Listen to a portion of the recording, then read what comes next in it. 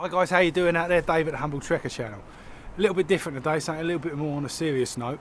It's probably going to be 99% certain if you're ever involved in a serious event, a serious injury to somebody, to yourself or somebody in your vicinity, it's not going to be in a woodland and outdoor setting.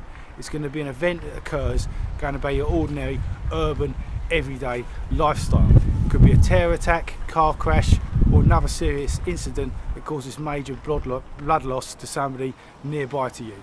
It's been one of my unfortunate experiences in my life. A couple of years ago I saw a young child run into a plate glass window and it completely shattered.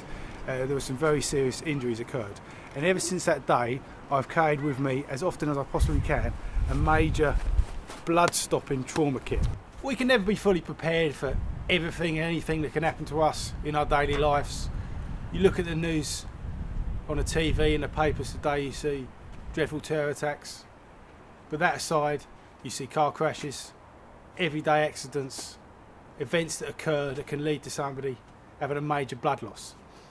So this kit is based around preventing major blood loss in an accident victim and keeping them alive until professional medical help arrives at the scene and deals with them properly. You've got to be realistic in a kit like this. If you're in a major incident, there could be dozens, hundreds of injured parties around you, or yourself could well be injured too. But this kit is for basically being able to treat one, maybe two people with major bleeding wounds, one person and yourself with a major bleeding wound.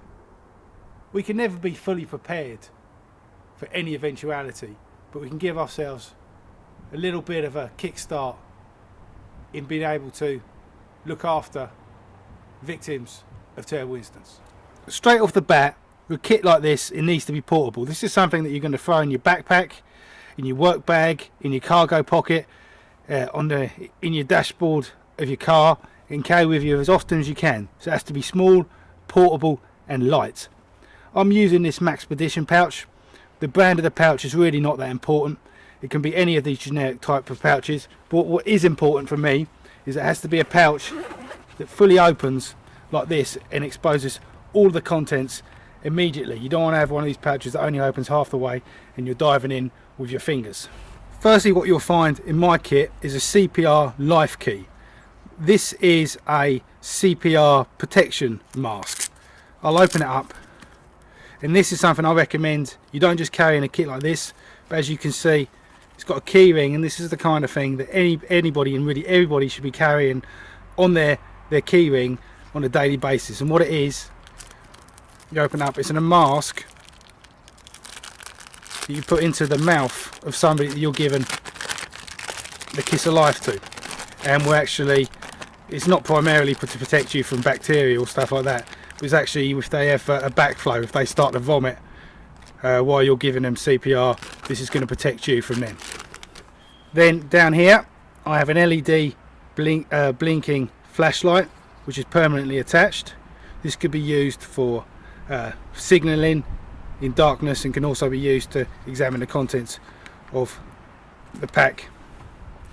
Plus I have a larger flashlight. Tucked inside here I have a roll of duct tape, several meters of duct tape around a plastic card, multiple uses, and then one pair of latex gloves. Now we take a look on the right hand side, which is actually the side which contains most of the gear for containing a major traumatic bleed. First of all, laying right on top, I have a pair of medical shears. These are Leatherman Raptor shears, but as with everything in this kit, the actual specific brand is not important. What's important is the function it performs for you. So you want to have a pair of medical shears in your kit for removing clothing, also useful for other cutting tasks.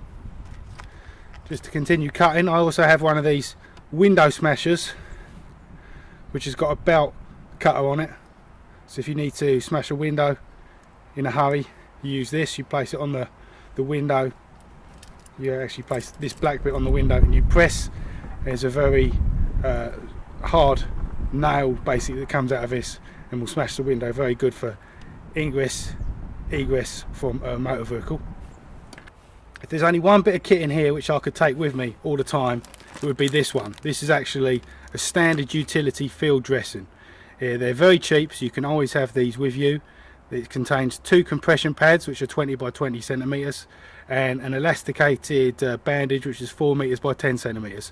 So this has got, there's a little bit of instructions on the back which you want to be familiar with, and this is obviously a great utility field dressing which can be used in multiple different applications on a human body.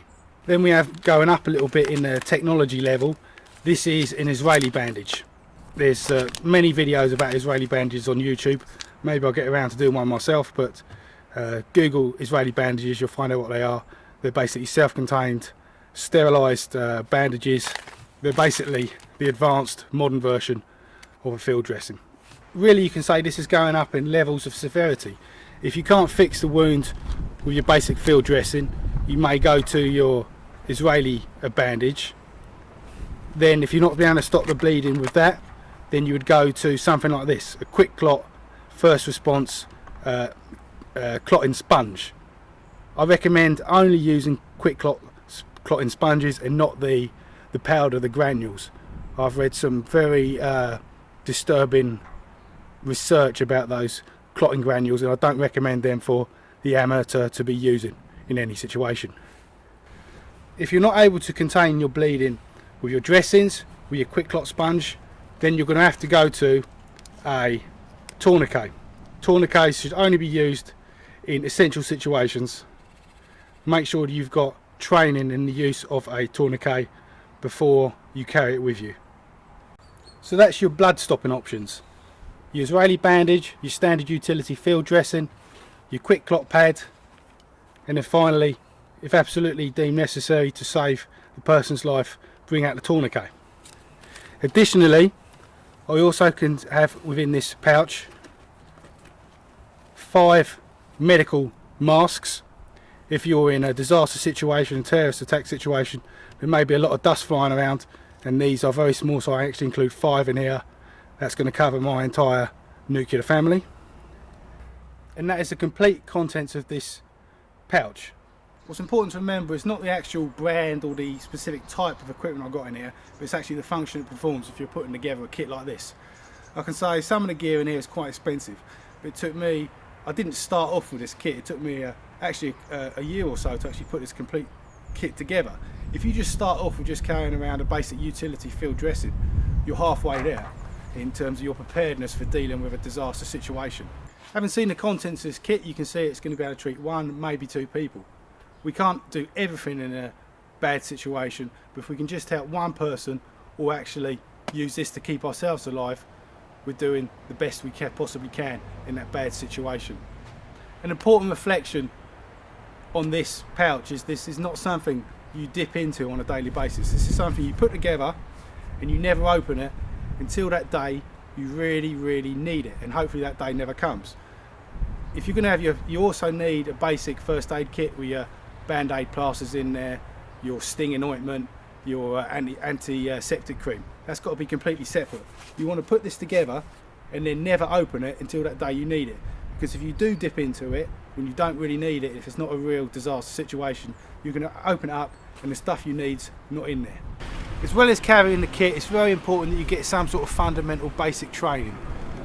You want training in CPR, the kiss of life, that can really save somebody's life, and you also want some training into how to apply tourniquets, how to apply dressings to wounds anywhere on the body, to give you the confidence that if it ever does happen, you'll be able to react fast and maybe save somebody's life.